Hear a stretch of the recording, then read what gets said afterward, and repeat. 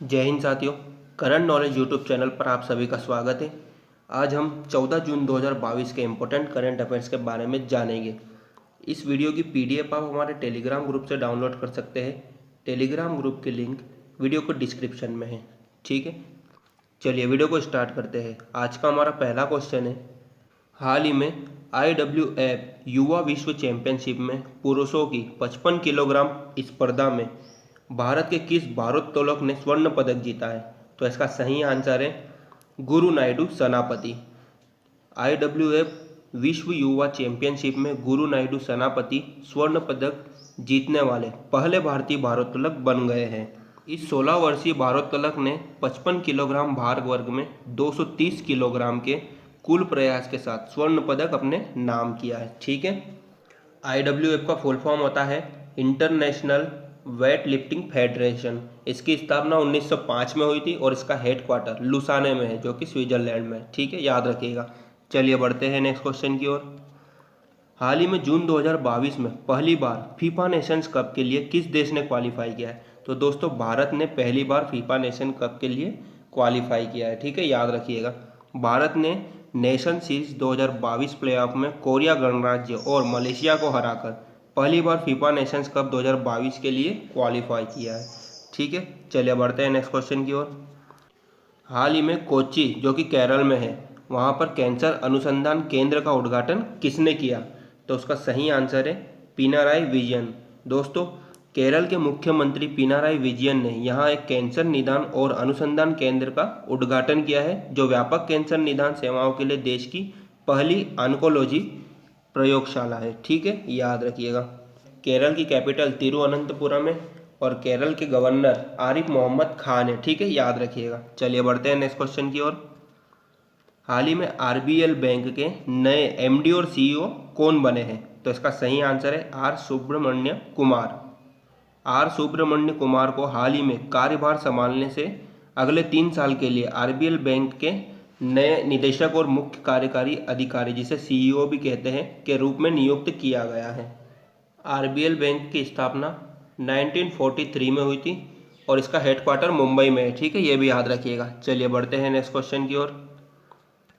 हाल ही में e-commerce company Flipkart में हिस्सेदारी खरीदने वाली कंपनी टेंसेंट कहाँ की है? तो दोस्तों, ये जो टेंसेंट है, ये चीन की कंपनी है। चीन की तकनीकी कंपनी टेंसेंट ने दिग्गज ई-कॉमर्स कंपनी फ्लिपकार्ट में 26.4 करोड़ डॉलर यानी कि 2060 करोड़ रुपए की हिस्सेदारी खरीदी है।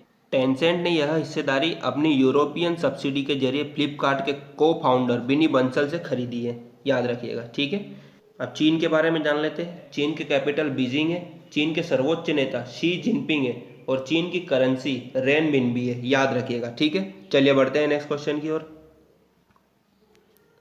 हाल ही में महाराष्ट्र के राज्यपाल ने किस उद्योगपति को डॉक्टरेट की मानद उपाधि प्रदान की है? तो इसका सही आंसर है रतन टाटा। उद्योगपति रतन टाटा को महाराष्ट्र के राज्यपाल भगत सिंह कोश्यारी ने डीलिट की मानद उपाधि से सम्मानित किया। मुंबई में राजभवन में श्री रतन टाटा को यह उपाधि HSNC विश्वविद्यालय के पहले विशेष दीक्षांत समारोह में प्रदान की गई। इस अवसर पर राज्यपाल ने कहा कि रतन टाटा का सम्मान वास्तव में पूरे टाटा परिवार और टाटा समूह का सम्मान है। चलिए बढ़ते हैं नेक्स्ट क्वेश्चन की ओर। हाल ही में दुनिया में दूसरे सबसे लंबे समय तक राज करने वाले सम्राट किस देश के बने? तो दोस्तों, इसका सही आंसर है ब्रिटेन। दोस्तों, हाल ही में ब्रिटेन की महारानी एलिजाबेथ द्वितीय दुनिया में सबसे लंबे समय तक राज करने वाली सम्राट बन गई है। पहले नंबर पर कौन है? फ्रांस के राजा लुई 14। इनका शासन 1643 से 1715 तक 72 साल और 110 दिन का रहा। ठीक है, याद रखिएगा। एलिजाबेथ द्वितीय की उम्र 96 साल हो गई है और ये 70 साल से ब्रिटेन की महारानी है। ठीक है, याद रखिएगा। चलिए बढ़ते हैं नेक्स्ट क्वेश्चन की ओर। हाल ही में 12वें विश्व व्यापार संगठन मंत्री स्तरीय सम्मेलन में भारत का प्रतिनिधित्व किसने किया?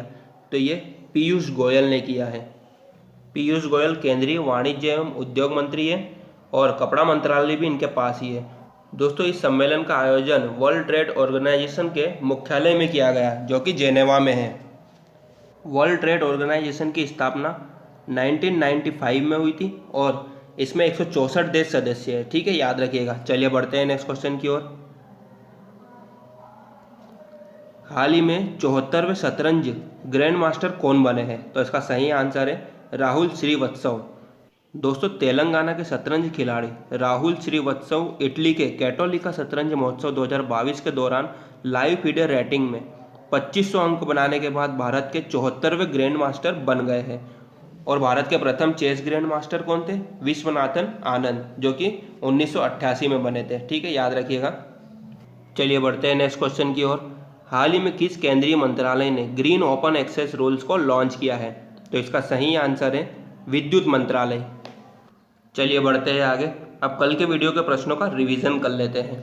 कल का हमारा पहला क्वेश्चन था, हाल ही में किस राज्य सरकार ने ऑनलाइन गेमिंग को विनियमित करने के लिए पैनल का गठन किया है? तो ये तमिलनाडु सरकार ने किया है। ठीक है। नेक्स्ट क्वेश्चन है, हाल ही में किस बैंक ने जेस्ट मनी के साथ साझेदारी की है? तो ये ICICI बैंक ने साझेदारी की है। ठीक है, याद रखिएगा। रिवीजन का थर्ड क्वेश्चन है, हाल ही में जून 2022 में 11 दिवसीय प्रदर्शनी के लिए भारत से भगवान बुद्ध के पवित्र अवशेषों को किस देश में ले जाया जा रहा है? तो मंगोलिया में ले जाया जा रहा है। ठीक है, याद रखिएगा। हाल ही में यूनाइटेड नेशन की सहायक महासचिव किसे नियुक्त किया गया? रबाब फातिमा को किया है। ठीक है, याद रखिएगा। हाल ही में IMF के एशिया प्रशांत विभाग के प्रमुख के रूप में किसे नियुक्त किया है? तो ये कृष्ण श्रीनिवासन को नियुक्त किया है। ठीक है, चलिए बढ़ते आगे। हाल ही में रूस और किस देश के बीच पहले राजमार्ग पुल का अनावरण किया गया? तो ये रूस और चीन के बीच किया गया है। ठीक है। हाल ही में 8000 मीटर से ऊपर की 5 चोटियों पर चढ़ने वाली पहली भारतीय महिला कौन बन गई है? प्रियंका मोहिते बन गई है। दोस्तों, याद रखना।